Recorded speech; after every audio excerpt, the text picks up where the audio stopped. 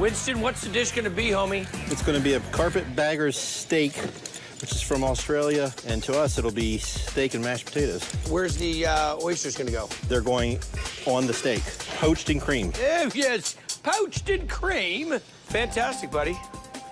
I season the fillets, set them out to rest. Anytime you can salt them, you're slightly dehydrating them. If you dehydrate them, you're making the flavor stronger. I'm reducing a sauce made of cream, onion, some of the greens, and part of the oyster liquor. My final dish is the deal sealer. I cannot wait to find out what you are going to do with smoked oysters. I got love this. I got fresh this. oysters, but knowing what we have to do, I don't know. I just changed. I'm kind of starting to lose it. I'm planning to make a high-end mac and cheese with smoked oysters. I have kids, you make mac and cheese. They like it out of the box. I like to make it from scratch. I can just incorporate the cottage cheese in the cheese sauce. Now, Lisa's using smoked tinned oysters and not any fresh oysters. I hope she knows what she's getting herself into. Using these canned oysters, I definitely am a little worried. I think they're awesome. They're smoked, I just take it over and chop them, and then I saute with the chopped pancetta. And where's the cottage cheese gonna go? Well, I don't even have that yet. I'm happy you brought that up. I forgot the cottage cheese. See, I'm actually a world-class sprinter. I hate running, but I'm running because I want to win. I would like to take my amazingly hardworking wife and my amazing son on a real vacation. They're why I'm here. I'm gonna add the cottage cheese to the cream and to the mashed potatoes. Next, I poach the oysters in the oyster liquor with cream. Basically, what we're doing is warming up the oyster. Hey, Lisa, how are you doing? I don't know. I can quit now. I'm just freaking out because I want to do a good job because my staff is my family and they've been really supportive. If I can just win this, it would be really exciting to redo the kitchen in the restaurant and boost morale. Come on, come on. 3 minutes left. Come on, let's go. What's going on? Aha, you're on. My cheese sauce is coming together. I have the butter and the chopped smoked oysters, the pancetta, the chopped oyster mushrooms. It's going to be this intense thing that I need to be careful adding to my dish because I don't want it to be too salty. I want to strike a balance. It's just making me really nervous. I really want to get those breadcrumbs crispy. 90 seconds. Probably should try these before I did this. I take the mac and cheese out of the oven. The oven is not browning these. It's time to get a torch. Ah! That's a flame.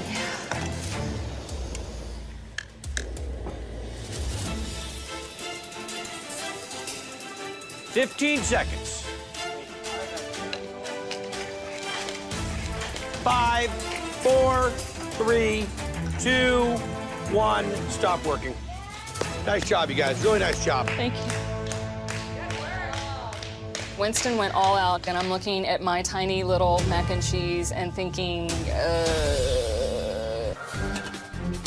It's funny because how often do you count the number of ingredients in your dish? I certainly do not. Bold flavors, that's difficult to execute in 7 items or less. But I'm gonna do my best with the quail. My potatoes, I gotta cut them somewhat small because potatoes take a long time to cook. And what's more appropriate for a dinner party than give them fancy green beans? Do you work with dates often? I do a dish at my restaurant, fried quail stuffed with some dried fruit. To win $20,000 would be monumental in my life. I've got 2 young kids at home, a fiance. I've got to support everybody. I'm probably never going to get rich being a chef, but this money would be a great help, at least for the next 6 months till we run out of the money.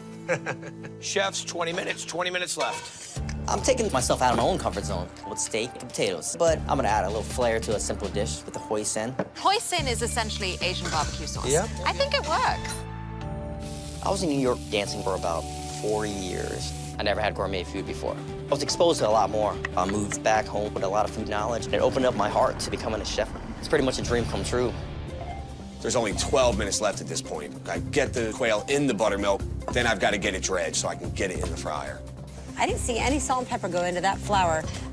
I'm a little concerned about Scott's execution on the fried quail. If it wasn't for the express lane, there's so many other things I would have loved to grab because I need to liven it up with some fresh herbs. Piet has taken his mango and he's put them on the grill, so you get a little bit of that smoky flavor. Here's what you want to see when you have a few ingredients, is using them in interesting ways. 3 minutes, 3 minutes left. Okay, let's cook these potatoes. I don't think my potatoes are done, but I scoop them out. I think the heat's gonna continue to cook them. I'm making the potatoes. I'm adding a little truffle oil to everything because I have it and I love it. But that was a lot of truffle oil. Under a minute, you guys. Pull my quail, I cut them open.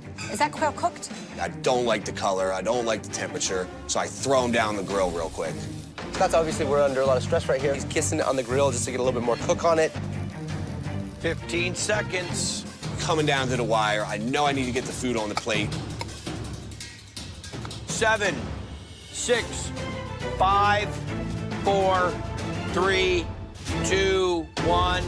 Stop working. Oh, boy. Woo!